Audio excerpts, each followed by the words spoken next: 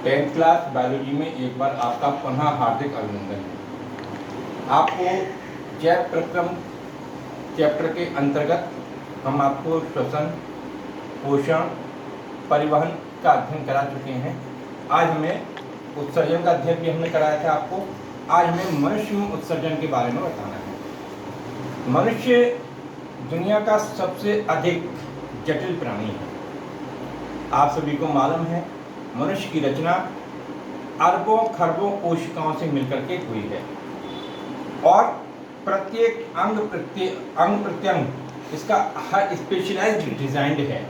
इसलिए यहाँ पर उत्सर्जन भी उतना ही कॉम्प्लिकेटेड है जितना कि पोषण, परिवहन और श्वसन रहा है।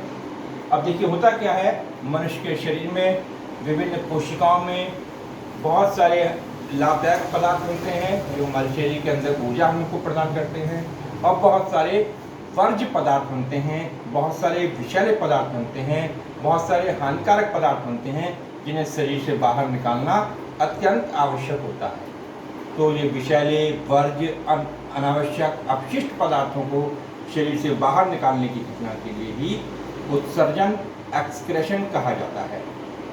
मनुष्य में एक्सक्रेशन के लिए सबसे ज़्यादा जो इस्तेमाल होने वाले पदार्थ हैं वह है कार्बन डाइऑक्साइड।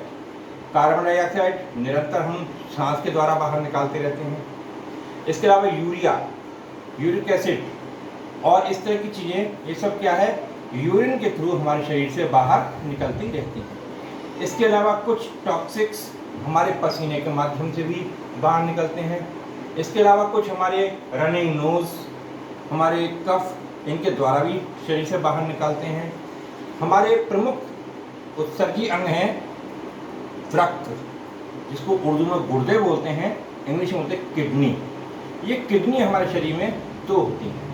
इनका आकार सेम के बीज की तरह होता है। इस तरह की दो किडनीज होती हैं जिसमें शुद्ध रक्त जो है रीनल धमनी के द्वारा प्रवेश करता है और अशुद्ध रक्त रीनल शिरा से बाहर निकलता है।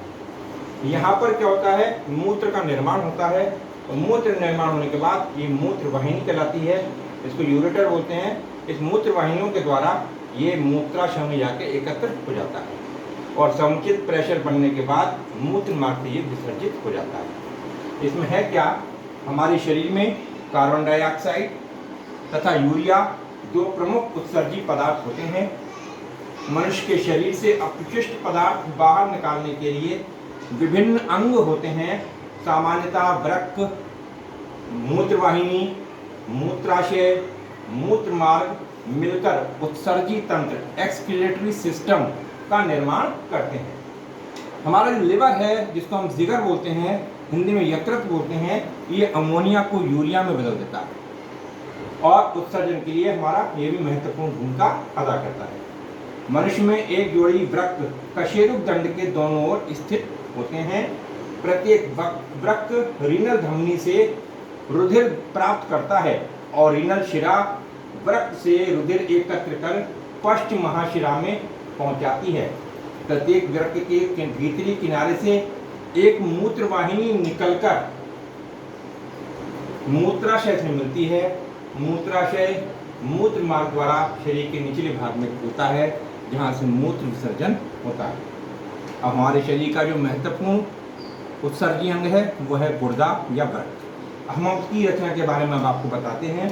प्रत्येक वृक्क के भीतरी धंसे हुए किनारे के मध्य में कीप के आकार की एक रचना होती है जो संकरी होकर मूत्र नलिका का निर्माण करती है। इस हिस्से को शीर्ष गुहा या पेल्विस कहा जाता है। वृक्क का शेष भाग ठोस होता है जो दो भागों में बटा होता है, बल्कुट या कॉर्टेक्स और दूसरा मेड्यूला। दो भागों, प्रत्येक वृक्क में लाखों की संख्या में वृक्क नलिकाएं मौजूद होती हैं। इन वृक्क नलिकाओं को नेफ्रॉन्स कहा जाता है। वास्तव में जो वृक्क के अंदर नेफ्रॉन्स हैं, यही है सबसे महत्वपूर्ण पार्ट। यही रुधिर को स्वच्छ करती हैं और रुधिर से मूत्र बनाने की प्रक्रिया में, रुधिर में जो अपशिष्ट पदार्थ होते हैं उनसे मूत्र बनाने की प्रक्रिया में सबसे ज़्यादा रोल नेफ्रॉन्स का ही होता है। आप जानते हैं ऐसे डॉक्टर्स जो इस तरह के रोगों का इलाज करते हैं होते हैं नेफ्रोलॉजिस्ट। ये नेफ्रोलॉजिस्ट मुंह से संबंधित समस्याओं का इलाज करते हैं डॉक्टर्स, और इस विज्ञान को होते हैं नेफ्रोलॉजी। वृक्क संबंधी जो इलाज वो होता है, विज्ञान की शाखा है चिकित्सा विज्ञान की, उसको नेफ्रोलॉजी बोलते हैं। तो वृक्क नलिका में क्या होता है, वृक्क नलिका में भी दो भाग होते हैं। पहला भाग होता है मेलपीगी कोश और दूसरी होता है सिक्रेटरी ट्यूब्यूल। तो मेलपीगी कोश जो है इसके भी दो भाग होते हैं, एक प्याले नुमा संरचना जिसको बोमन संपुट या बोमन कैप्सूल कहते हैं, और दूसरा भाग जिसमें केशिका गुच्छ कहते हैं, इसमें केशिकाओं का गुच्छा होता है, ये फिल्टर वाला पार्ट है। इसके अलावा स्रावी नलिका जिसको सिक्रेटरी ट्यूब्यूल भी कहा जाता है, ये तीन भागों से बनी होती है। पहला भाग कहलाता है समीपस्थ कुंडलित नलिका, दूसरा कहलाता है हेनले का लूप, और तीसरा कहलाता है दूरस्थ कुंडलित नलिका। ये तीन भाग स्रावी नलिका के हिस्से हैं। वृक्क नलिका का अंतिम भाग बड़ी संग्रह नलिका में खुलता है। बोमेन कैप्सूल या बोमेन संपुट में परानिस्यंदन होती है अल्ट्रा फिल्ट्रेशन। अल्ट्रा फिल्ट्रेशन का मतलब होता है जो कोलाइडी विलियन होते हैं उन्हें अल्ट्रा फिल्ट्रेशन मेथड से ही साफ किया जाता है। तो हमारा यूरिन जो है एक कोलाइडी विलियन है। तो बोमेन कैप्सूल में परानिस्यंदन द्वारा रुधिर से उत्सर्जित पदार्थ व जल पृथक हो जाते हैं।